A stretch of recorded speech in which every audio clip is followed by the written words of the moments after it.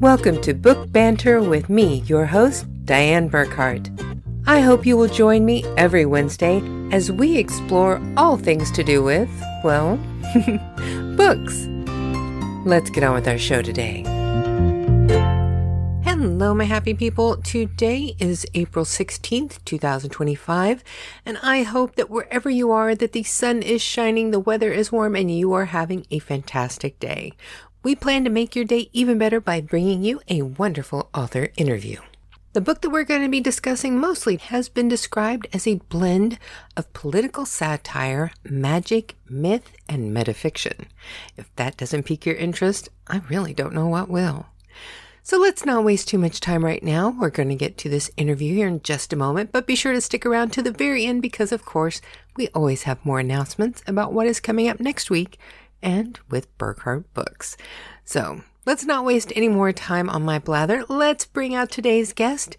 Please welcome to Book Banter with Dianne Burkhart, poet and author David Holper. Please tell everyone who you are and what you do. Hello, everyone. My name is David Holper. I was an English teacher for 33 years, but I'm also a fiction writer and a poet. I've published 3 books of poems, and I have a 4th coming out with Broken Tribe Press this fall. And that book is called Bord för en, which in Swedish means table for one. So it's sort of the perfect metaphor for the pandemic. I've just recently published my first novel, which is called The Church of the Very Last Chance. Now, your new novel is described as a satirical commentary on our materialistic global society, political satire that blends magic, myth, and metafiction. That's incredible. Now, how on earth did you go from being a poet to creating such a piece of work of this that is so complicated and so intricate? How did you make that transition? Well, originally, when I was an undergraduate, it's kind of ironic. I studied with Jory Graham and Jim Galvin. And Jory Graham is a really well-known intellectual poet. She teaches at Harvard now. She's the rhetoric chair at Harvard. And they were married at the time and shared the creative writing position. So I had both a poetry teacher and a fiction writer. Then when I went on to grad school, I decided I really wanted to specialize in fiction. So I got my MFA in fiction from UMass Amherst with the intent to start writing and publishing novels. I'd been publishing short stories up till then, but then I started my teaching career and it threw a wrench in everything and I didn't have time to do it. So I found that I had time to write a poem or a couple of poems during the week while I was teaching, but I didn't have time for novels. So once I retired, then I jumped back into novels. So that's largely how it came about. It was mostly logistics. Now, according to your website, you haven't just been a teacher. You have quite a varied background as far as things that you've done. Yes, I've done a lot of things. I've been a professional fisherman up in Alaska. I've driven taxi in Ketchikan, Alaska, and also here in Eureka. I've worked as a dishwasher and a short order cook and a house painter, a bicycle courier in San Francisco and the financial district. I've done just so many things. It's hard to say. And then, part of, I guess, what influenced the novel is my family was originally, on my father's side, was originally from Russia, and I was in the army as a Russian linguist. So some of that comes out in the novel as well. I find that really interesting because I actually, in college, everybody was taking Spanish and French and German, and I took Russian. I don't remember hardly any Russian anymore because I never had anybody to speak it with, but I was really fascinated with the Russian language. Очень хорошо. Let's say, I remember how to say things like "Как сказать по-русски," peace to the Right. world, things like that.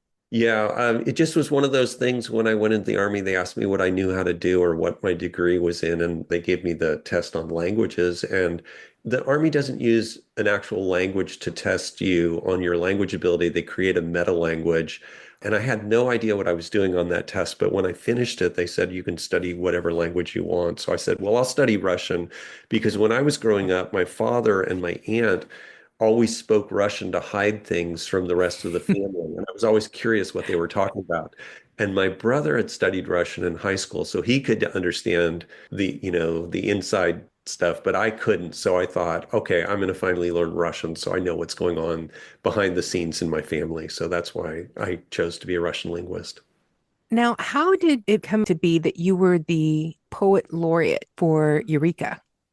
Oh, okay. Well, a couple of good friends of mine, a woman named Therese Fitzmaurice and another woman named Vanessa Vertiak, started a poetry slam here in the city of Eureka, which has been going on, I think, now for 16 years. And I found out about it, I think, a couple of years into it. They used to be at a gallery here in Eureka.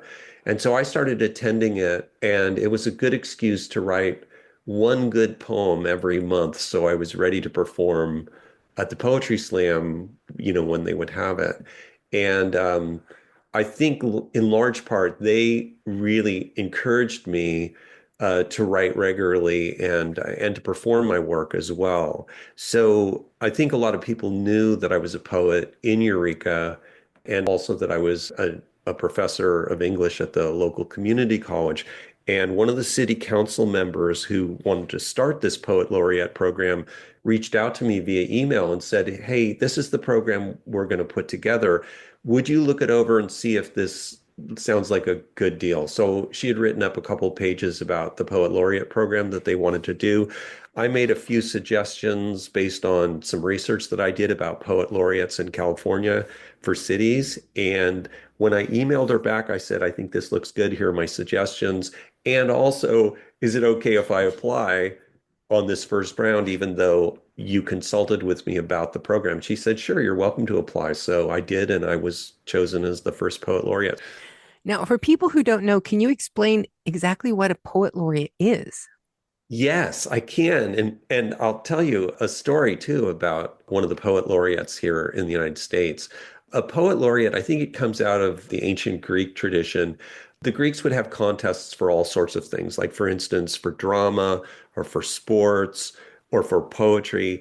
And whoever won the competition, they would put like a crown of laurels on their head to say, "This is the winner."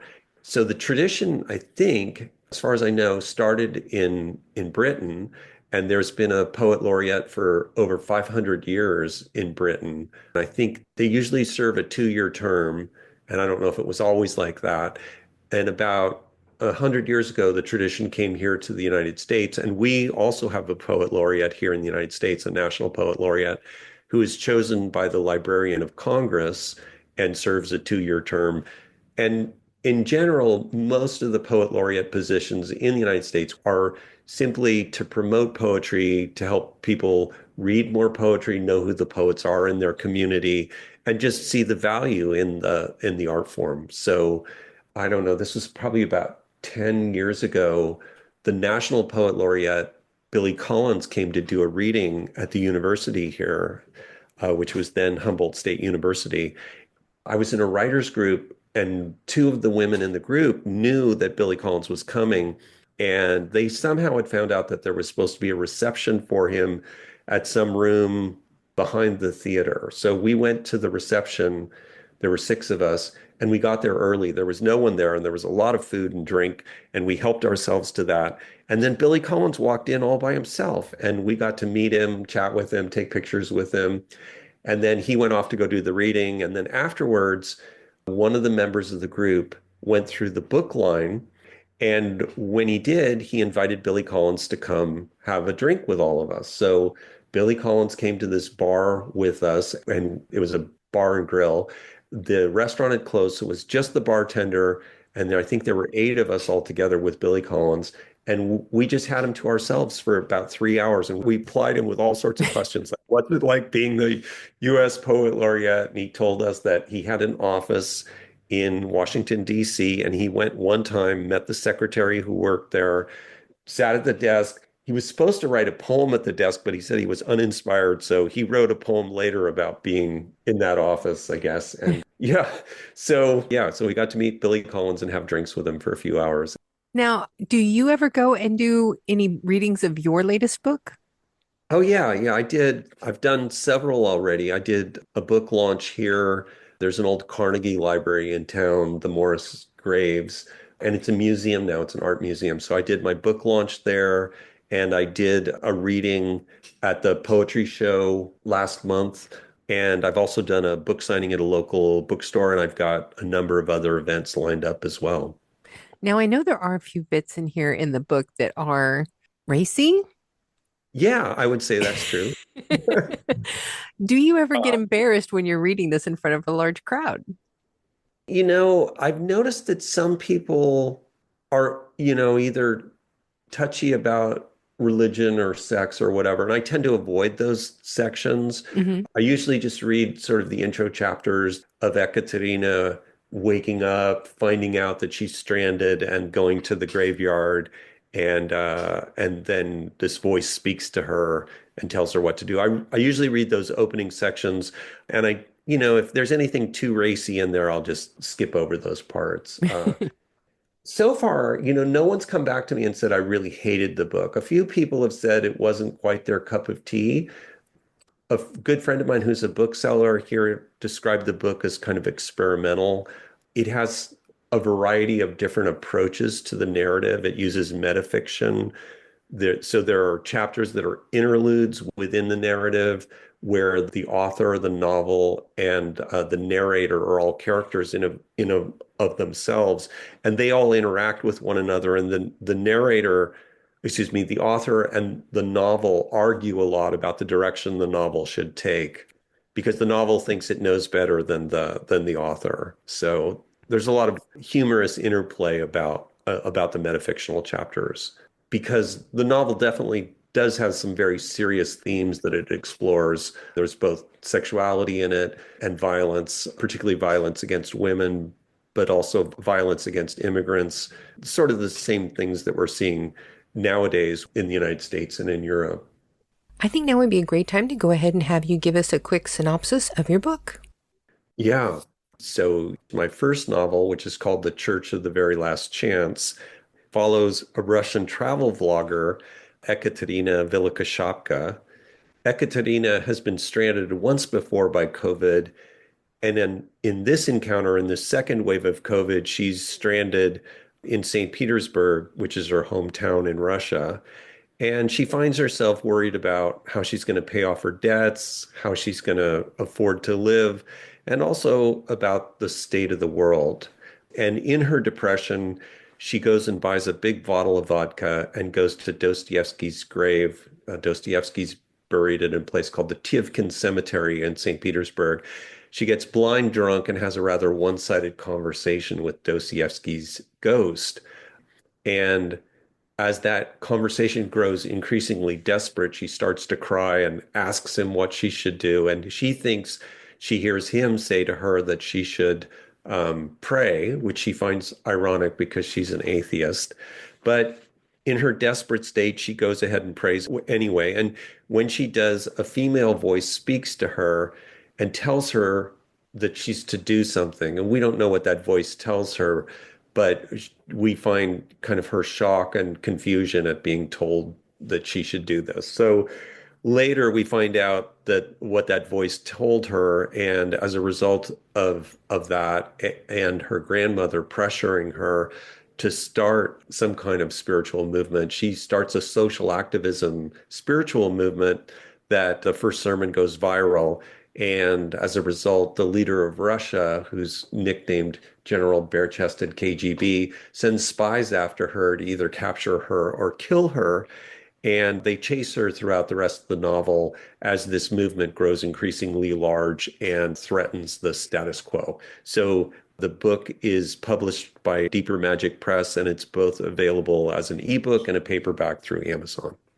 Now, with all of the complexity of this story, how did you put this together? Are you more of a pantser or a plotter? Because I would think you would have had to have had some incredible notes to keep this story together the way that you did. Well, I definitely had thought about those issues before I started. So, one of the things that I knew is that during the pandemic, I was still teaching online, and I grew fascinated with people who got stranded by COVID. And so there's a travel vlogger from Poland, a woman named Eva Zubek, who was visiting the island of Socotra in the Indian Ocean to go see the dragon blood trees. And she got stranded on this remote desert island for about 4 or 5 months. And so I was Oof. thinking about, somebody who's stranded, and I modeled the early portions of Ekaterina's character, or not so much character, but experience on Eva Zubek. But then I quickly depart from that. So I kind of knew that she was going to be stranded, and I knew that she was going to have this spiritual encounter.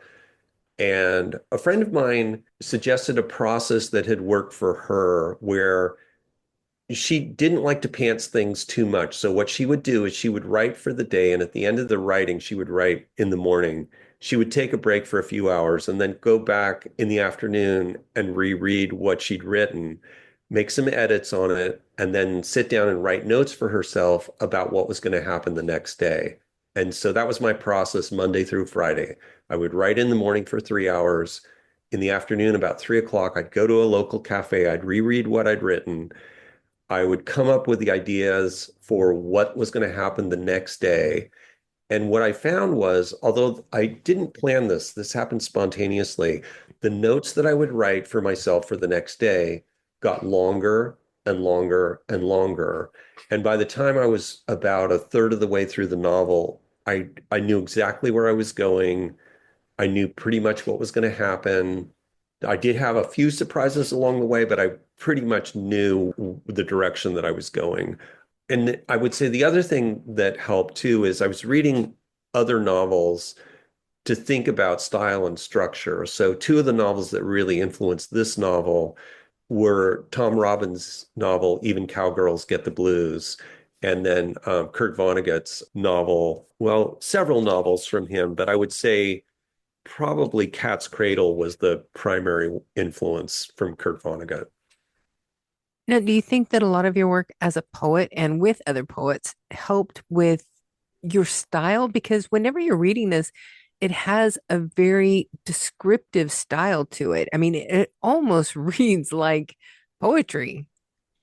Definitely. I think, there's no way, having done 4 books of poetry and written hundreds and hundreds of poems, that I can escape that. I think that's just sort of naturally who I am now as a writer. I tend to wax poetic in describing landscapes or people Hmm. or situations.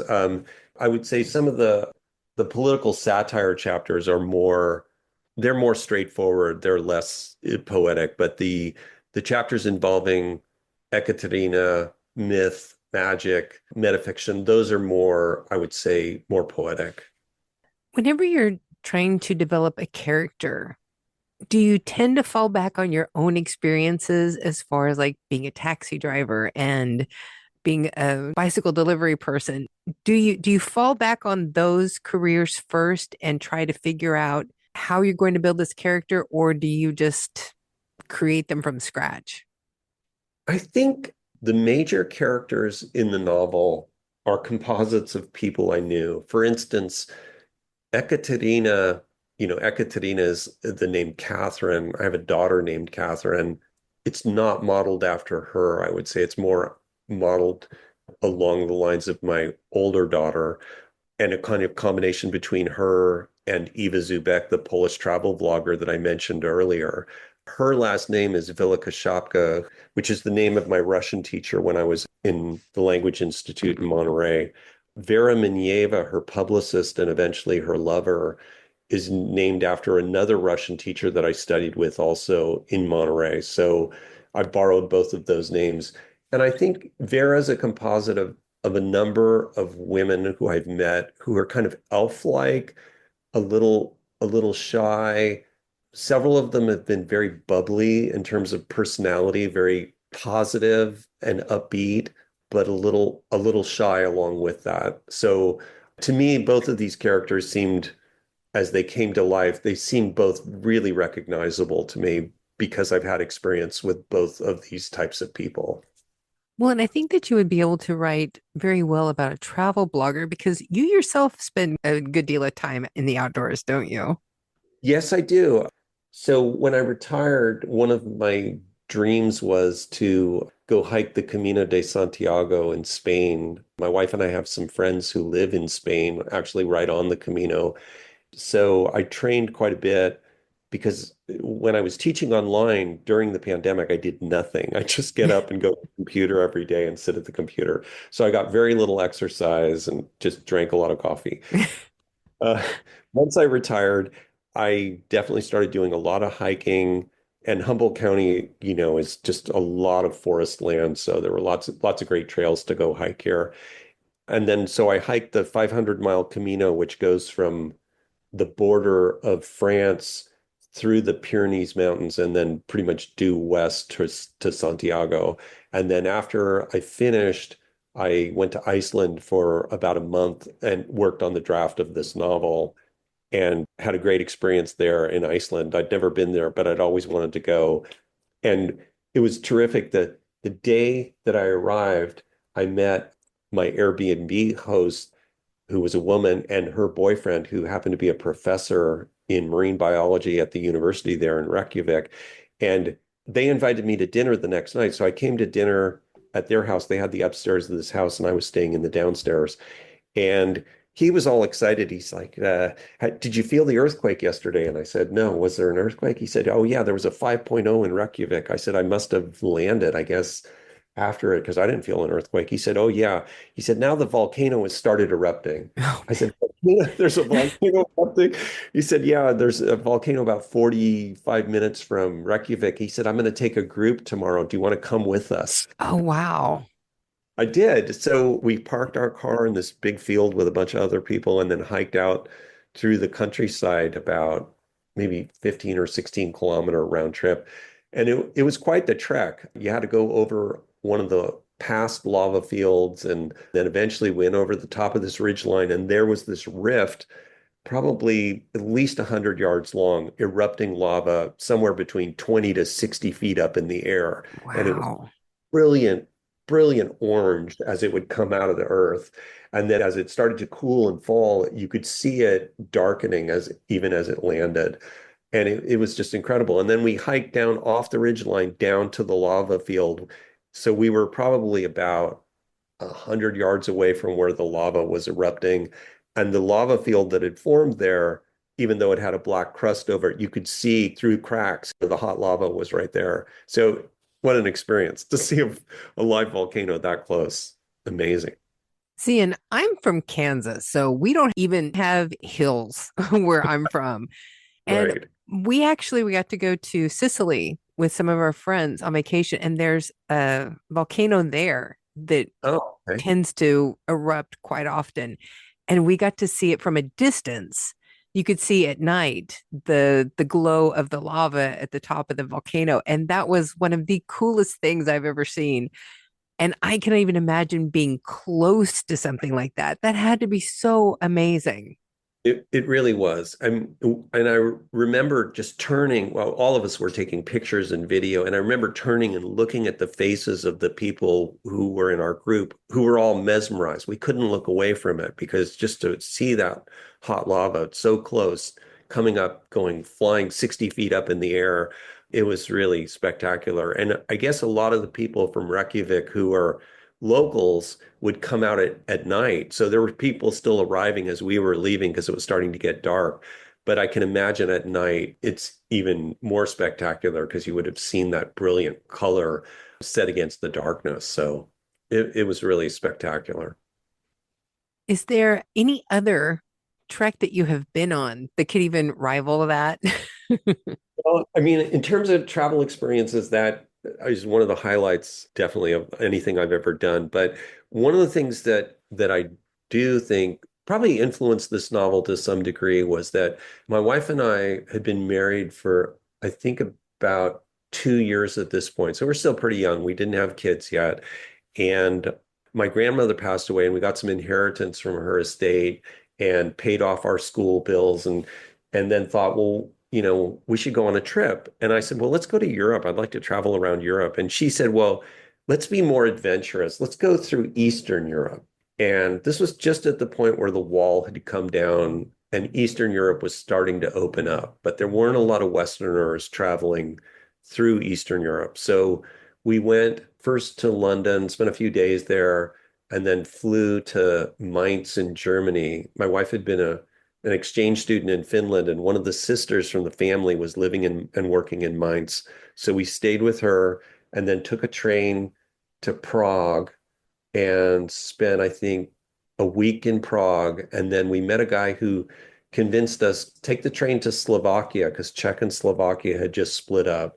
So we went hiking in the Tatra Mountains for about 10 days and then took a taxi over into Poland on the other side of the Tatra Mountains. And then from there up into Poland and then into Russia to St. Petersburg, where the novel is set, and then eventually went to Finland and stayed with her Finnish exchange family for a while. So that was quite an experience traveling through Eastern Europe because, as I said, there were very few Westerners. I think we met just a handful of Americans while we were doing that trip. That's incredible. I can tell you just the fact that she suggested that, I like your wife. Yes, she's very adventurous. We're a good pair in that in regard because we both like these crazy kinds of adventures. Well, and life's short. You need to do things like that. Definitely. Yeah. And, and I encourage my own kids, go do these adventures while you're young and, try things out because you can get too settled in life. And so it's good to shake things up a little bit and go experience the rest of the world and how other people live. Exactly. That's one of the things that I like about being from Kansas, but now living in Europe and traveling around here is getting to experience all of the different cultures and the different people and the languages and the food and the architecture. Oh my God. I drive my husband crazy because I will like take pictures of doorknobs and street grates. And I'm like, it does not look like this in Kansas. It's like, I love all of this. This is so different for me. I agree. And, my wife was trained as a hand bookbinder.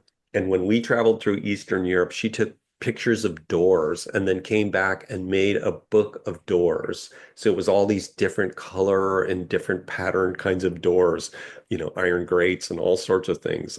So we still have that someplace around the house, the book of doors from Eastern Europe. I love that. That's right up my alley. Yes. I would so do something like that. Yeah. Now, one thing that's also very unique about your book is your playlist. Oh, yeah. I think this really has to do with my younger daughter, who I think she could see I was having a hard time teaching online for the 3 semesters that I did. I didn't like doing it much. It was a lot of work because I had to build the courses anew. I'd been teaching for years and years, but suddenly what I had done in front of a classroom face to face, I couldn't do online. So everything had to be rebuilt from scratch. And students didn't really much like learning online any more than I like teaching online. So part of it was writing poetry that definitely gave me an outlet. But then my younger daughter, as I said, bought me a subscription to Spotify. And so I started creating this massive playlist in Spotify called Happy Music, which is everybody in my family laughs at me. They said, this is the saddest happy music you'll ever listen. But a lot of those songs were really inspiring and inspired different aspects of the novel and helped me think about what it was emotionally that I wanted to convey through the novel. And somewhere along the line, and I don't remember where I read this, but some author had included a playlist in his or her novel. And I thought, oh, that's brilliant. I've got to do that. So I created a Spotify playlist, which you can see in the back of the novel in print. And then if you go on my website on the About tab, you can download the Spotify playlist that's listed there. Yeah, you're only the second author that I've spoken to who has a playlist to go with their book. The first one, he's also a musician and he Huh? writes his own music. That's So great. he wrote songs to go with his book and it's meant to be listened to as you're reading. What a great idea for a musician to include music to the novel. I think that's terrific. Yeah, music seemed to play a big role. For instance, in the prologue to the book, it's describing how fog starts pooling on the Neva River in St. Petersburg and then eventually spills out and kind of drowns the whole town in fog and this sense of depression and ennui. And during that opening prologue, a saxophone player appears on this bridge in St. Petersburg and starts to play Leonard Cohen's song, Famous Blue Raincoat, which I had played a lot when I was in the military in Europe one winter. I'd broken up with a girlfriend. I was very depressed, and that has to be the saddest song I can think of. And Jennifer Warnes, I don't know if you remember her from the 1980s, who was a big pop singer, decided to do an album of Leonard Cohen songs, and her version of Famous Blue Raincoat is just, it's devastating. It's so sad. What a song that is. And that saxophone player appears several times during the novel playing stuff, but just sort of undercover. You don't notice, and you never know if it's a man or a woman or who it is or what motivates them. They're just sort of this enigma that comes about through the novel. So I sort of think as the saxophone player is leading the charge of music through the novel. I love that imagery. Yeah. Now, I noticed on your website that it does list that you have a few more books that you're already lined up to do. Yeah, this novel came out very quickly. I wrote the first draft in 3 months. And Wow. then, yeah, it just came pouring out. After this, I did two young adult books, one of them about a young 13-year-old girl who winds up staying with her aunt in Eureka while her mother is away. And she's given a watch that has 7 properties that affect time. And I've written the first book of that. That book is called Watch Girl. So that was the first one I did after The Church of the Very Last Chance. And the other one is a post-apocalyptic novel. It follows a young man set about 100 years into the future. Our society completely collapsed, and there were a couple of brothers who went out and bought property on what's called the Lost Coast of California, which isn't that far away from where I live. And the reason why it's called the Lost Coast is Highway 1, which goes down the California coast, doesn't go down that section because the geology is too unstable. So what they did is they diverted inland to go around that and then came back out to the coast. So they buy up property in the Lost Coast area, and they find a place where they can build a wall to keep out any invaders. And they invite all these people to come build homes there, and they all become farmers. And that village is left basically unscathed for 100 years. And it follows a young man who's exiled from the village. He's exiled for a year for killing his stepfather and in defending his mother against an abusive stepfather.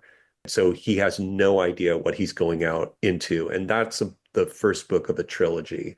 So I've done both of those. And then I'm working right now on an AI love story novel about two young adults who fall in love. And one of them, the girl, winds up in a terrible car accident. It's set in the future in like 2043. And they use experimental technology on her to bring her back.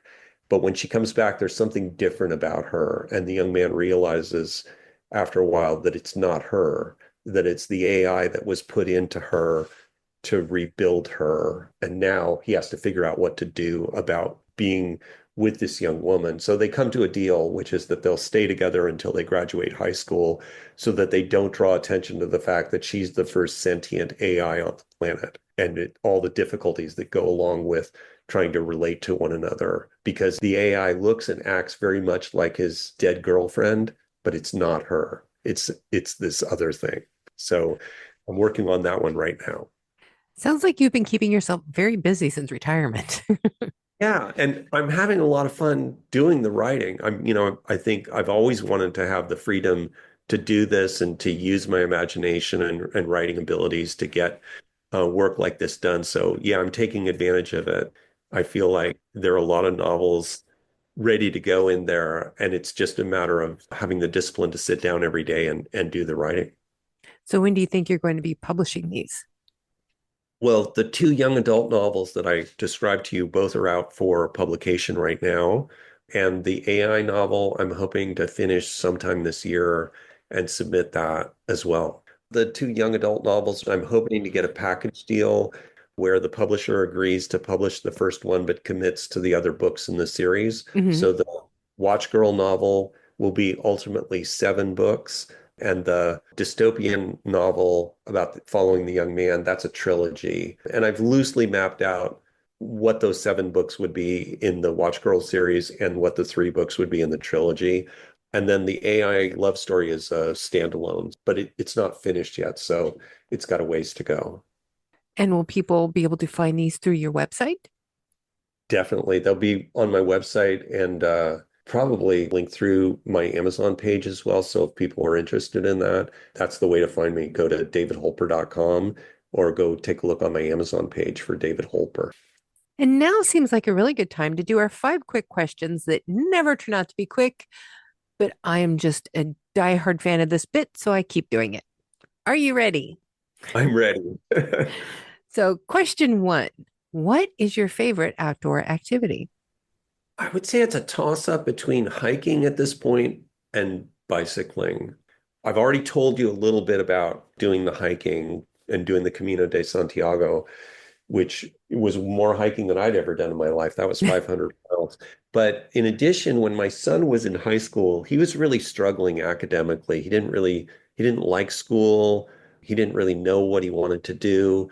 And I could see him having a lot of difficulty in life. And so I think during the course of his junior year, I asked him, so how would you like to take a bike trip? We'll do a long distance bike trip to Los Angeles. We had friends who lived in Los Angeles at the time. And he said, great, let's do it. So I bought bikes, I bought all the gear, and we bicycled 840 miles from Eureka Wow.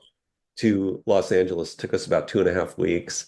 And then the next year we had so much fun, we decided we'd bicycle from Seattle to Eureka. So we took the train up to Seattle with all our gear on it and then put our bikes back together and then bicycled from Seattle to Eureka as well. So I have in mind at some point to do a Transamerica ride from Eureka or maybe Seattle to Maryland. Oh, I hope you get to do that soon because I think it sounds like fun. Me too. Question 2. Is there any piece of modern technology that you cannot live without? Uh, well, I'm going to say my phone, but not for the reasons most people are using their phone now, because, it's so easy to fall into a phone, playing games on it or listening to music or apps that do whatever. But when I was hiking the Camino de Santiago, my phone was essential. It was my light when I was wandering around at 5 in the morning looking for yellow arrows on buildings to figure out where exactly does the Camino go. It had GPS on it, so I knew whether I was on or off route. The app that I was using is called Wise Pilgrim, and I had the Camino Frances route on it, and it would tell me how far the stage was. It would tell me the town that I was going to, what all the hostels were there. It had reviews of all the hostels, plus all the contact information for it.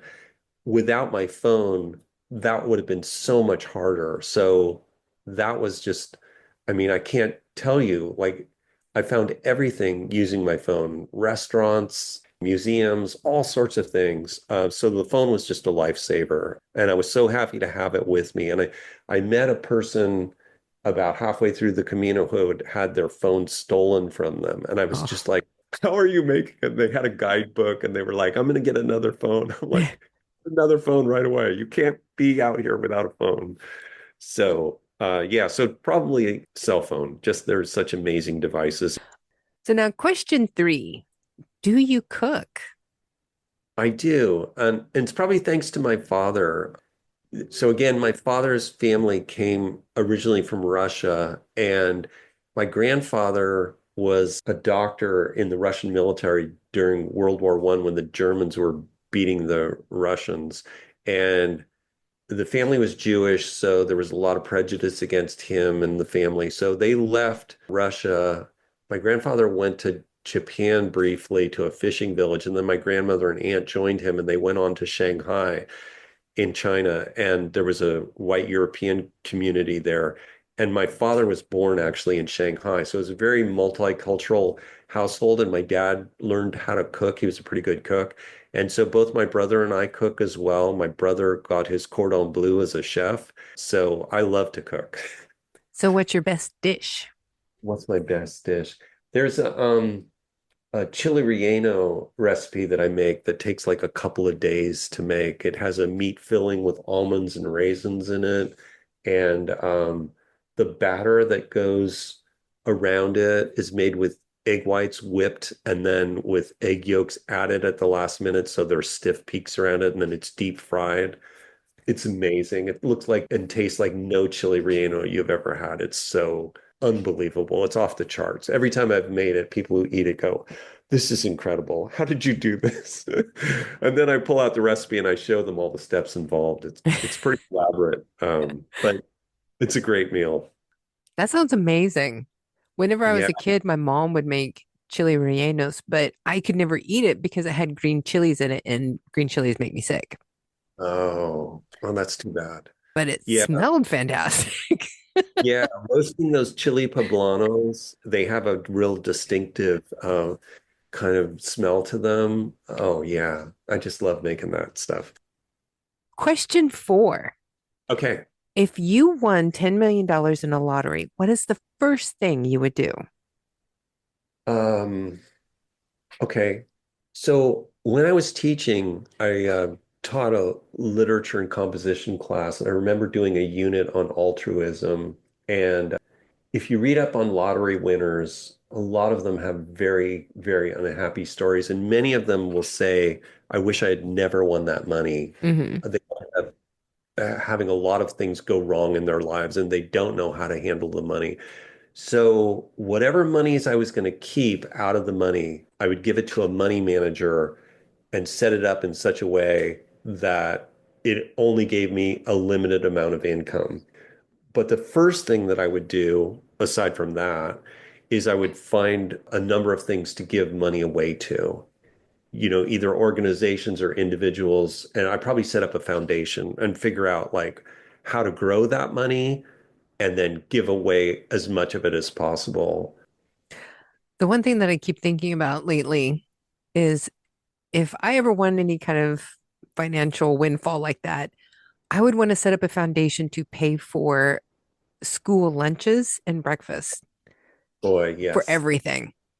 I can't, that whole idea of school lunch debt, that should just be criminal. Like, why? Yeah, that's one of the things that makes me angry in the world, and Hmm. probably why I wound up writing this novel, The Church of the Very Last Chance. There's so many screwed up things in the world right now that really need addressing. And I would just say both to you and to all the people who are listening to this, if you feel the same way about how screwed up things are, and you find yourself despairing or at least feeling depressed about the state of the world every morning, you open up your phone and look at the news headlines. Go read this novel, The Church of the Very Last Chance. It's sort of an antidote to that. As I mentioned before, it's kind of like a hope punk response to the current moment we're living in. And we need more of those. Oh, we do indeed. Yeah. Question five, your last question. Okay. I've been asking pretty much the same question of everybody this season. Okay. Whenever somebody asks you for a book recommendation, who is the first author that you always mention? Hmm. Well, okay, so I mentioned one of the books earlier that inspired my novel, this fellow, Kim Stanley Robinson. He's a science fiction writer who lives in Davis, California. And the book that he wrote is called The Ministry for the Future. And I'll just give you a brief rundown on what it's about. So it's a hope punk novel about global warming, and it follows the Committee of the United Nations, which has to, in some way, make the Paris Accords into reality. And so it follows a woman who's in charge of that committee and several other main characters. That's a really good read. If you know nothing about global warming, but you find yourself concerned about it, or you're thinking, is there a way to fix it? That's a great book to read. Another book that I recommend a lot to creative writers, there's an Italian writer by the name of Italo Calvino. And I read this book when I was in grad school, and it's just so imaginative, and its use of language is so phenomenal. It's called Cosmo Comics.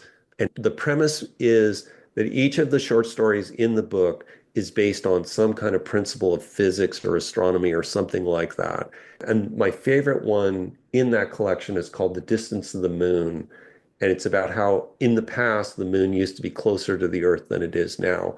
So it starts off with these people going out in a rowboat and they get right underneath the moon and they put a ladder up and then they climb up to the top of the ladder with buckets and then jump off the top of the ladder and land on the moon to go collect the moon cheese and then bring it back. And as absurd as that premise is, it's just a phenomenal story. It's so beautifully written. Italo Calvino was so beloved in Italy that when he died, they held a national day of mourning. The whole country stopped to mourn Italo Calvino when he died in Italy. And I think, yeah, that's saying a lot about both Italy and Italo Calvino and his powers as a writer. So probably those two books would be books I would recommend to people.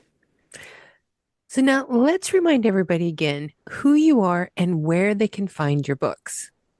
Yes. So my name is David Holper. And if you're looking for my books of poetry or my novel, The Church of the Very Last Chance, they're available on Amazon. The only book that's not available was my first book of poetry, which was called 64 Questions. It was published by March Street Press, and the owner and founder of March Street Press died. And I think the company died with him. So it's just sort of in limbo. You can find it. There are some copies online, but you're going to have to go do a little digging to go find it. But you can still find copies floating out there. But all the other books are still in print and available through Amazon. And your website? Oh, right. Thank you for asking. My website it's really easy. It's davidholper.com. The last name is Holper. It's an odd name. There aren't a lot of Holpers in the world. So yeah, there you go. But as always, we will have all of your information in the description of today's podcast with links to make it very easy for people to just click and go. And it'll also be on our website at burkhartbooks.com/podcast. So no one should have any trouble finding you or your books so that they can go and buy them all. Thank you so much for today. This has been wonderful. Well, thank you so much, Diane. I really appreciate it. So there you have it, my happy people, the fantastic David Holper. Be sure to check him out on his social media and on his website, because not only does he have some great work already out, there's more to come and you don't want to miss it. Now next week, I'm going to be joined by DMS Vick, and she wrote The Lewis Sinclair and the Gentleman Cowboy Mystery. And it is a good one. If you like a good homespun tale, you're definitely going to like this one. Her book is described as mixing camaraderie and the humor of the Thursday Murder Club with the music business intrigue of TV's Nashville. I mean, come on, what's not to love about all of that? If you love a good mystery, you're definitely going to want to tune in next week. Now, as far as what's going on with Burkhart Books, I am still working diligently trying to get things sorted out to get all of the rest of the Book Banter magazines that are currently in print up available online in paperback form. So hopefully we're going to have a few more up here very soon, and I'm looking for an easy way to do this formatting so that they'll go faster for the future. Because I want to make it as easy as possible for you to all find all of these fantastic authors that we speak to and go buy their books. And while you're at it, be sure to check out my own books, which I wrote as Stephen Burkhart. If you go to burkhartbooks.com/books, you'll find the Into the West Saga serial. Those are all mine, and I would appreciate it if you give them a look. Well, I think that's enough for today, folks. I hope that you all have some fantastic plans for this weekend. And if you happen to be celebrating any holidays, I hope that you have a wonderful time with family and friends and that your weekend is filled with nothing but fantastic things. So now you know what time it is, folks. It's time for you all to go forth and be really happy.